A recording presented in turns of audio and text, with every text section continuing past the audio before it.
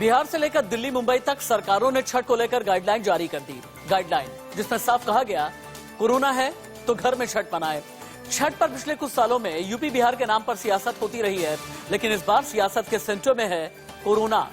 छठ पर बैन लगाने वाली सरकारें कह रही हैं जान है तो जहान है, त्योहार फिर मना लीजिएगा। वहीं विपक्षी ये कहते चले आ रहे हैं कि छठी मैया का श्राप लग जाएगा। नमस्ते, मैं राशिद। दिल्ली में लॉकडाउन की तैयारी है, लेकिन मिनी लॉकडाउन के इशारों की टाइमिंग संदेह के घेरे में है, क्योंकि छठ आयोजन के एक दिन पहले इसके बारे में बताया गया। दिल्ली से लेकर मुंबई तक, बिहार से लेकर झारखंड तक सरकारों ने कहा कि घाट की बजाय घरों में छठ मनाइए। लेकिन सवाल यह है कि कोविड से बचाव का ये कैसा सरकारी फरमान, रैली और दर्शन ठीक, तो छठ पर क्यों लगी है लगाम? तस्वीरों को चेंज करें।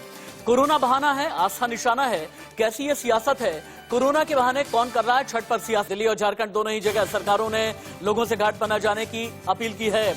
दिल्ली में बीजेपी पूर्वांचल मोर्चा ने विरोध किया, वहीं रांची में भी बीजेपी ने हेमंत सरकार के खिलाफ प्रदर्शन किया है।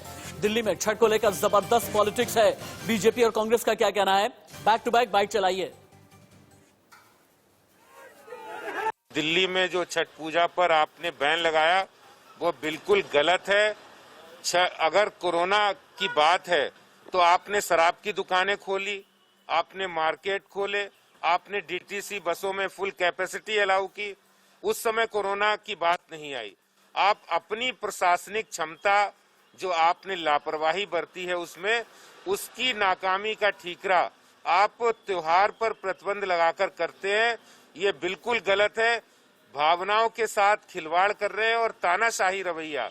जब ईद का त्योहार आता है तो आप मार्केट खोल देते हैं। जब छठ का त्योहार है पूरी दिल्ली के अंदर पूर्वांचल और बिहार के काफी संख्या में लोग रहते हैं, छोटे छोटे जिनके मकान है, वो कहाँ मनाएंगे छठ पूजा?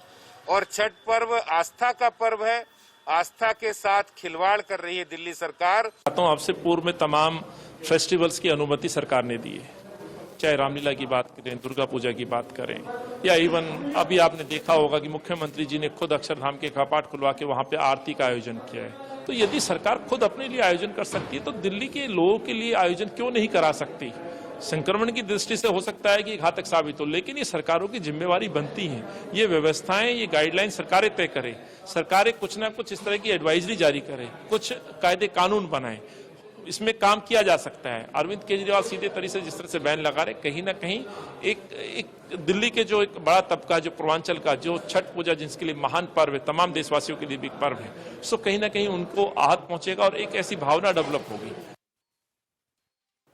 अब यहां पर आपको 3 राज्यों के बारे में जानना बहुत जरूरी है कि बिहार में आखिरकार छठ पर गाइडलाइंस क्या है और दिल्ली में क्यों छठ का जो आयोजन है नदी के किनारे जाने पर क्यों रोक लगाई गई है। बिहार के बारे में बताएंगे, यूपी के बारे में बताएंगे, दिल्ली के बारे में जानिएगा, महाराष्ट्र के बारे में जानिएगा। सबसे पहले बिहार से करते हैं शुरुआत।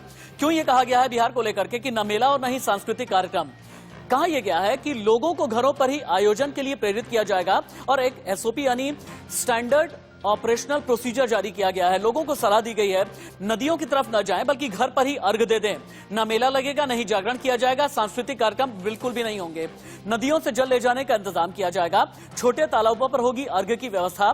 गृह विभाग ने यह सलाह दी है, मैं बिहार गृह विभाग की बात कर रहा हूं, कि तालाब में अर्घ के दौरान डुबकी न लें, क्योंकि कोरोना का ही संक्रमण काल है। लोगों को डुबकी लगाने से रोकने के लिए बैरिकेडिंग लगी रहेगी बिहार में। 60 से ऊपर के लोग और 10 साल से कम उम्र के जो बच्चे हैं ये घाट पर न जाएं, इसे सुनिश्चित करने को कहा गया है। लेकिन दिल्ली में छठ पर बैन किस तरह से लगाया गया है और क्यों दिल्ली में यह कहा जा रहा है कि अरविंद केजरीवाल घिर गए हैं छठ के नाम पर? समझिएगा।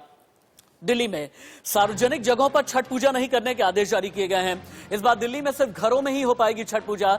नदी के किनारे, घाटों और मंदिर में छठ नहीं मनाए जाने का आदेश है। दिल्ली सरकार ने सभी डीएम और अथॉरिटीज को निर्देश दिए हैं और आपको याद होगा पिछले साल दिल्ली सरकार ने छठ पूजा के लिए 1108 घाट बनवाए थे, क्योंकि उसके कुछ दिन के बाद ही दिल्ली में चुनाव थे। लेकिन अब दिल्ली डिजास्टर मैनेजमेंट अथॉरिटी, जो कि दिल्ली सरकार के अधीन है, उसने छठ पूजा के आयोजन को पूरी तरीके से दिल्ली में बैन कर दिया है। लेकिन महाराष्ट्र में क्या चल रहा है? मुंबई में छठ पर पाबंदी क्यों है आप जाने। मुंबई में शादी को तो हाँ है, रैली को तो हाँ है, आयोजन को तो हाँ है, तो छठ को ना क्यों? बीएमसी ने मुंबई में समुद्र तट, नदी और तालाब में छठ पूजा पर रोक लगा दी है पूरी तरीके से। बीएमसी ने मुंबई पुलिस को कहा कि सार्वजनिक जगह पर भीड़ इकट्ठा होने से आपको रोकना है। बीएमसी ने सख्त निर्देश के साथ कृत्रिम तालाबों में छठ पूजा की इजाजत दी है। पूजा स्थल पर मेडिकल टीम की तैनाती की जाएगी। जरूरत पड़ने पर एंटीजन या आरटी-पीसीआर टेस्ट भी किए जाएंगे। लेकिन सवाल एक ही है, जहां पर सत्ता पक्ष है, जहां पर बैन लगाया गया है, वहां पर सरकारों का यह कहना है कि कोरोना का संक्रमण काल है, इसी वजह से हमने बैन लगाया है। लेकिन विपक्ष ये कह रहा है कि भाई आप धर्म के साथ में खिलवाड़ ना करें, आप आस्था के साथ में खिलवाड़ ना करें। पैनल को कर दीजिए ओपन। मेरे साथ में है शिवम त्यागी, नेता बीजेपी। मेरे साथ में है सचिन भल्ला, राजनीतिक विश्लेषक। विजय कौशिक, नेता कांग्रेस। राजपुंज, राजनीतिक विश्लेषक, थोड़ी देर के बाद में जुड़ेंगे। डॉक्टर डीके गुप्ता, सीएमडी हैं। फिलिक्स हॉस्पिटल के डॉक्टर अरुण पांडे हैं, वरिष्ठ चिकित्सक, all India institute of medical sciences यानी एम्स के। आप सभी का स्वागत है। इसके अलावा दिल्ली, मुंबई, पटना भी चलेंगे। मेरे सहयोगी थोड़ी देर के बाद में मेरे साथ में जुड़ने वाले हैं। शिवम त्यागी, पहला सवाल आपसे है, क्यों आखिरकार महाराष्ट्र में और दिल्ली में आप लोग ये कह रहे हैं कोरोना का संक्रमण काल है? दिल्ली में आप देखें हर घंटे में 3 से 4 मौत हो रही है, और इसी को देखते हुए दिल्ली सरकार ने ये कह दिया है कि घर में ही आप छठ मनाएं, घर में ही नहाए खाए, खरना और सूर्य को अर्घ दें, वो ज्यादा अच्छा होगा। आपको लगता नहीं जान है तो जहान है, और त्योहार फिर कभी मना लेंगे? देखिए, बिल्कुल लगता है राशिद भाई, इसमें कोई दो राय नहीं। जान है तो जहान है, और बिल्कुल जान की जिम्मेदारी सरकार की है और सरकार को लेनी चाहिए और उसी के हिसाब से कदम उठाने चाहिए। लेकिन जान है तो जहान है तब भी था, तब ईद थी और मार्केट्स बिल्कुल भरी हुई थी। जान है तो जहान है दिवाली में भी था, जान है तो जहान है आज जब छठ की बात आई तो आज वो बैन लगाकर बैठ गए। आप मुझे एक चीज बताइए, एक बेहतर गाइडलाइंस के साथ चीजें क्यों मेंटेन नहीं की जा सकती? मैं बिल्कुल नहीं कहता कि आपको कोई भी काम नहीं करना चाहिए। मैं बिल्कुल भी नहीं कहता कि दिल्ली में डेली 3225 केसेस आ रहे हैं 3 करोड़ की जनरेशन, 3 करोड़ की जनता में।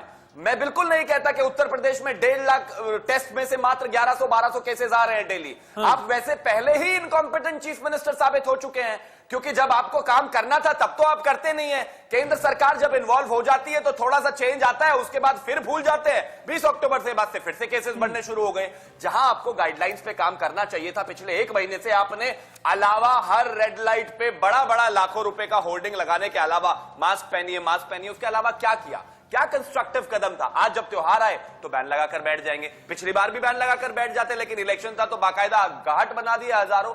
मेरा सिर्फ इतना कहना है कि बैन आप लगा रहे हैं। पहली चीज तो ये किसी भी आपका ये कहना है, दिल्ली के मुख्यमंत्री अरविंद केजरीवाल को तो आप सवालों के कटघरे में लेकर के आ रहे हैं। आपका ये कहना है कि पोस्टर पॉलिटिक्स करते हैं, लेकिन छठ के नाम पर जो इंतजाम करना चाहिए वो इंतजाम नहीं किया, और बिहार के लोगों के साथ में और लोगों की आस्था के साथ में खिलवाड़ किया गया है। धर्म के साथ में आप जोड़ करके देख रहे हैं। लेकिन फिर यूपी में क्या कहेंगे आप? यूपी में भी ये कहा गया है कि घर के अंदर ही सूर्य को अर्घ दें। बिहार को लेकर के क्या कहेंगे आप? बिहार में भी कुछ इसी तरीके के आदेश जारी किए गए हैं, और बिहार का जो गृह विभाग है उसने भी गाइडलाइन जारी किया है। फिर सवालों के कटघरे में सिर्फ दिल्ली के मुख्यमंत्री अरविंद केजरीवाल ही क्यों? बिल्कुल नहीं आते, बिल्कुल नहीं आती राशिद भाई। बिहार और उत्तर प्रदेश की जो गाइडलाइन है वो ये कहती है कि छोटे छोटे तालाब बनाए जाएंगे, वहां पर अर्घ के लिए लोगों को प्रेरित किया जाएगा, उनको एडवाइस किया जाएगा कि वहां पर नहाया ना जाए। हम कहते हैं कि ठीक है, आप यमुना किनारे नहीं भेजना चाहते लोगों को, तो उनको कोई एक प्रॉपर सिस्टम बनाकर दीजिए। सोशल डिस्टेंसिंग मेंटेन रहे, उसका कोई सिस्टम बनाकर दीजिए। कोई बेसिक उनके पास स्ट्रक्चर खड़ा करके दीजिए ताकि वो अपना त्योहार भी मना सकें और आपकी बातें भी रह सकें। लेकिन ये बैन कर देना एकदम से किसी भी चीज को, मैं सिर्फ उसके खिलाफ। जय कौशिक जी, समझ में नहीं आता है कि दिल्ली में जब कांग्रेस के नेता अनिल चौधरी बोलते हैं तो उनके सुर अलग होते हैं, लेकिन अगर महाराष्ट्र में वही कांग्रेस के नेता होते हैं या मुंबई में कांग्रेस के नेता हैं, उनके सुर अलग होते हैं। दिल्ली में अनिल चौधरी पूरी तरह से दिल्ली के मुख्यमंत्री अरविंद केजरीवाल को सवालों के कटघरे में खड़ा कर रहे हैं, लेकिन वहीं मुंबई में संजय निरुपम डिफेंड कर रहे हैं महाराष्ट्र सरकार को। ये किस तरह की दोमुही राजनीति है? ये किस तरह से द्विअर्थी राजनीति है कि अगर दिल्ली में रहेंगे तो छठ को अलग नजर से देखेंगे, मुंबई में रहेंगे तो अलग नजरिया हो जाएगा? देखिए, बड़ी सीधी सी बात है कि देश के लोकतंत्र के साथ मजाक कर रही हैं भारतीय जनता पार्टी और आम आदमी पार्टी। तो दोनों ही जगहों का विरोध हो रहा है। पहली बात, अभी भाजपा प्रवक्ता कह रहे थे कि भी एकदम से बैन नहीं लगाया जा सकता, बैन नहीं लगाना चाहिए। तो भाई मोदी जी ने कोरोना के नाम पर बैन क्यों लगाया था? दूसरी बात, केंद्र सरकार के पास शक्तियां हैं, वो अपनी पावर्स का इस्तेमाल करके पूरे देश में इस बीमारी को लेकर अपने नियमों की पालना करा सकती है राज्य सरकारों से। तो मोदी सरकार चुप क्यों बैठी है? और आप देखें दिल्ली के अंदर कितना बड़ा मजाक चल रहा है। दिल्ली के अंदर मजाक चल रहा है, महाराष्ट्र के अंदर जो चल रहा है वो बताइए ना। महाराष्ट्र में यह कहा गया है कि समंदर के किनारे जाकर के छठ नहीं मनाएंगे, नदी के किनारे इजाजत नहीं दी जाएगी, तालाब के किनारे नहीं जा सकते, कृत्रिम तालाब कहीं पर होगा अगर बना देंगे। लोग बहुत ज्यादा आहत हैं। महाराष्ट्र के बारे में क्यों नहीं बोलते? महाराष्ट्र भी बोलिए ना। मैं बिल्कुल कह रहा हूं जी महाराष्ट्र के बारे में। महाराष्ट्र सरकार का जो निर्णय है वहां की स्थितियों के आधार पर है। मैं ये कहता हूं कि केंद्र सरकार क्यों नहीं निर्णय लेती? अच्छा, महाराष्ट्र में वहां की स्थितियों के आधार पर है, और दिल्ली में अगर स्थितियों के आधार पर ये कहा जाए 1 घंटे के अंदर अगर 3-3, 4-4 लोगों की कोरोना की वजह से मौत हो रही है, अगर दिल्ली में 112 से लेकर के 116 वेंटिलेटर वाले बेड बचे हुए हैं, आईसीयू वाले बेड बचे ही नहीं है, तो ऐसे में अगर दिल्ली के मुख्यमंत्री ये कह रहे हैं हालात बहुत ज्यादा खराब हो रहे हैं, तो यहाँ की स्थिति नहीं है और आप ये कह रहे हैं कि महाराष्ट्र की स्थिति है। राजपुंज के पास में चलते हैं, पॉलिटिकल एनालिस्ट भी हैं और शिवसेना सपोर्टर भी हैं।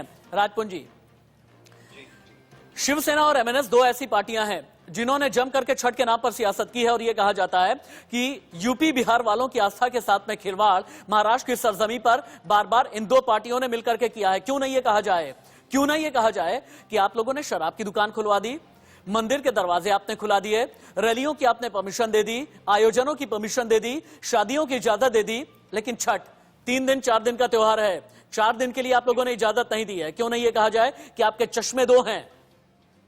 नहीं राशिद जी, देखिए इस प्रकार से शिवम जी जो राजनीति जो भारतीय जनता पार्टी के हमारे प्रवक्ता कर रहे हैं, तो ये सही नहीं है। ये शुरू से चलती आ रही है। अब पीछे बैकग्राउंड में अगर आप जाएंगे तो 4-5 महीने से कोई हर चीज पर ये उंगली उठाने को तैयार करते हैं। ये हर चीज पे उंगली उठाते हैं। ये कुछ भी हो जाए उस पर उंगली उठाना छोड़ते नहीं है, और ये अच्छी बात नहीं है। इस समय लोगों के हित में है कि वहां पर उनको ना भेजा जाए। ज्यादा इसमें संक्रमण में नंबर 1 पे महाराष्ट्र चल रहा है। इनको ये सोचना चाहिए कि कहां पे WHO ने तारीफ की, धारावी की, तब ये लोग नहीं बोलते। अरे सचिन भल्ला को बीच में लेकर के आते हैं। राज जी आप भी बोलेंगे, शिवम त्यागी आप भी बोलेंगे। सचिन भल्ला, मुझे समझ में नहीं आता है, मैं जब भी पिछले मेरे पत्रकारिता करियर में 2 दशक का मेरा अनुभव है, जब भी मैं छठ को लेकर के कोई प्रोग्राम करता हूं, कोई डिबेट करता हूं, तो छठ को लेकर के 2 चीजें आ जाती हैं, हिंदू मुसलमान, बिहारी नॉन बिहारी।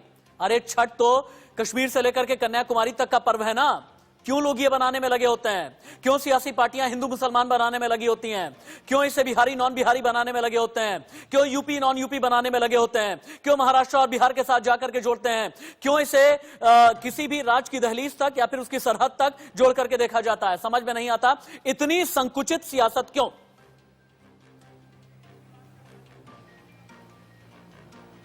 देखिए, मेरा सबसे पहला एक ही सवाल है कि मेरे ये जो 2 भाई आपस में लड़ रहे हैं और हिंदू मुसलमान कर रहे हैं, इनको जो ये राजनीति कर रहे हैं, गंदी राजनीति कर रहे हैं, इनको शर्म आनी चाहिए, पहली बात। दूसरी बात, ये वही अरविंद केजरीवाल हैं जो दिल्ली में पिछले 6 साल से करोड़ों रुपए छठ पूजा पे अपने फंड से, पर्सनल फंड से पूर्वांचल भाइयों को दे रहे हैं। ये आज तक की हिस्ट्री है, 70 साल की हिस्ट्री है। सिर्फ अरविंद केजरीवाल ने 6 साल अपने फंड से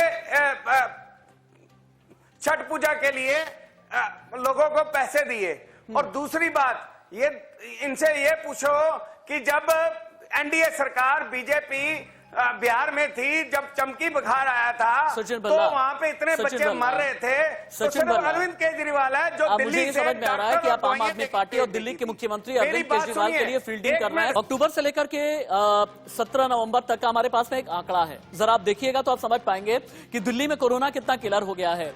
एक तो अक्टूबर का आंकड़ा आपको नजर आ रहा है और इसके अलावा 1 से लेकर के 17 नवंबर तक का आंकड़ा है। अगर आप अक्टूबर के आंकड़े पर आते हैं तो नए केस निकल करके आए हैं 1,03,000 और 1 से 17 नवंबर के बीच जो नए केस निकल करके आए हैं 96,83,000 के आसपास हैं। अब इसमें आप मौत आप देखें, अक्टूबर के महीने में 1,110 लोगों की मौत हुई है, लेकिन नवंबर में 1 से 17 नवंबर के बीच ही 1151 लोगों की मौत हो चुकी है। और अक्टूबर में जहां पर कोरोना की ग्रोथ रेट रही है 35% और वहीं पर जो नवंबर में कोरोना की ग्रोथ रेट अभी तक लगभग 45% यानी 45% के आसपास है।